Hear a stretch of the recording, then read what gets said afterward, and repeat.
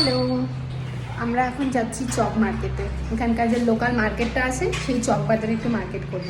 তার আগে আমরা একটু লাঞ্চ করব, তারপরে আমরা মার্কেটটা খুলবো। ওই যে প্রীতম আসছে। ঘড়িতে এখন বাজে 1টা। আমরা বেরিয়ে পড়লাম। প্রথমে আমরা লাঞ্চ করব, তারপরে চক মার্কেটটা ঘুরবো। যেহেতু আমাদের হাতে এখন অনেক সময় আছে, আজকে সকালে আমরা সাইট সিন করে এসেছি মিনি পেহেলগ্রাম। তোমাদেরকে আগের ব্লগেই বলেছিলাম। তো বেশ সুন্দর রোদ উঠেছে। এই যে আমার হাজব্যান্ড সামনে হাঁটছিল। ক্লক টাওয়ারটা যেই রাস্তাটায় পড়ে ওই রাস্তা ধরে সোজা এসে আমরা ওখানে একটা হোটেল নিয়েছিলাম। হোটেলটা বেশ সুন্দর, যার জন্য মল রোড থেকে আমাদের বেশ কাছে হচ্ছিল। কতবার যে মল রোড থেকে হোটেলে যাওয়া আসা করেছি তার ঠিক নেই। পাহাড়ে এসে প্রথম দিনটা একটু কষ্ট হয়, কিন্তু তারপরে হাঁটতে বেশ ভালোই লাগে। তো প্রথমে আমরা লাঞ্চের জন্য গেছিলাম, কিন্তু প্রচুর ভিড় ছিল বলে তো আমরা একটু প্ল্যানটা চেঞ্জ করলাম যে আগে মার্কেটটা ঘুরে নিই, তারপরে আমরা লাঞ্চ করব। তো মার্কেটটা বেশ ভালো লাগছে। আগেও মার্কেটটায় বহুবার এসেছি, তো ভাবলাম এবারও একটু ঘুরেই আসি। তো ফুচকার সামনে দিয়ে যাচ্ছিলাম, তো ফুচকাকে না খেয়ে চলে যাব এটা ঠিক না। তো খেলাম, ফুচকাটা খুব একটা ভালো না। পাহাড়ের ফুচকা তো যা হয় ওই আর কি, একটু ট্রাই করলাম। তো টুকটাক শপিং করার জন্য এদিক ওদিক দোকান ঘুরে ঘুরে দেখছিলাম। তো ফাইনালি একটা দোকানে এলাম, এই দাদাটার দোকানে।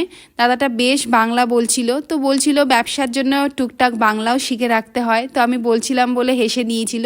তো এখানে প্রীতম একটা প্যান্ট কিনেছিল, ওর একটা পছন্দ হয়েছিল। তারপর আমরা নিচের দিকে যে মেন মার্কেট, যেখানে এখানকার লোকেরা মানে টুকটাক সবজি সব কিছু শপিং করে, তো এই দাদাটার দোকানে এসে আমার হাজব্যান্ড যেহেতু এইসব একটু চুটুর পুটুর খেতে ভালোবাসে, তাই এখান থেকে একটু কর্ন চিপস, একটু ঝুরি ভাজা, একটু নিমকি নিয়েছিলাম। তো ফেরার সময় দেখছি এত ঠান্ডায় রাস্তায় এই কুকুরটাকেও সোয়েটার পরিয়ে রেখেছে।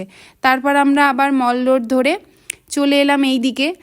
এখানে একটা রেস্টুরেন্টের খোঁজ পেয়েছিলাম, তো সেখানে লাঞ্চ করার জন্য, কিন্তু যেহেতু অনেকটা সময় হয়ে গেছে তাই বন্ধ হয়ে গেছিলো, লাঞ্চ আর হবে না। তো ফাইনালি আমরা চলে এলাম গ্লিনারিজে।